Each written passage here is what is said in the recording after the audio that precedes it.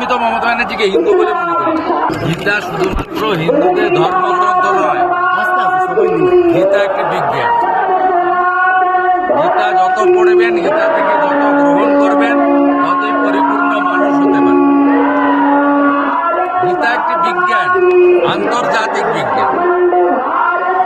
আমি 23-এও অংশগ্রহণ করেছিলাম, আজকেও অংশগ্রহণ করলাম। তাছাড়া আমি ছাত্রিক পরিবার থেকে আসি। আমার শালগ্রাম, শিলা, তুলসী, গীতা, রামায়ণ, মহাভারত, বেদ, উপনিষদ এগুলো পড়তে হয়, জানতে হয়।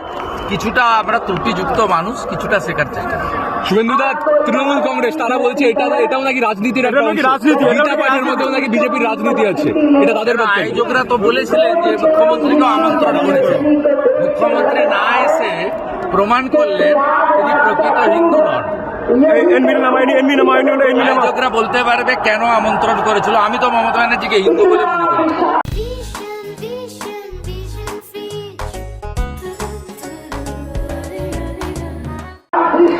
আমি তো উনার সঙ্গে কাজ করেছি এবং উনাকে পরিত্যাগ করেছি।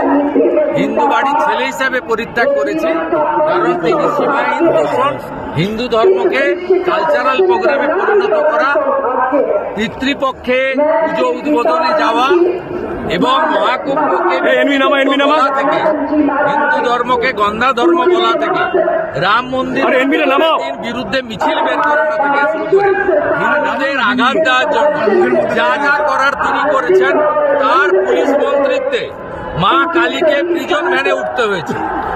আয়োজকরা ডেকেছিলেন, কেন ডেকেছিলেন আয়োজকরা বলতে পারবেন। আমি মনে করি মমতা ব্যানার্জি হিন্দু নন, হিন্দু রীতিনীতি শাস্ত্র বিরোধী। তিনি রেড রোডে ঈদে আসেন, হুমায়ুনকে আটকালেন না।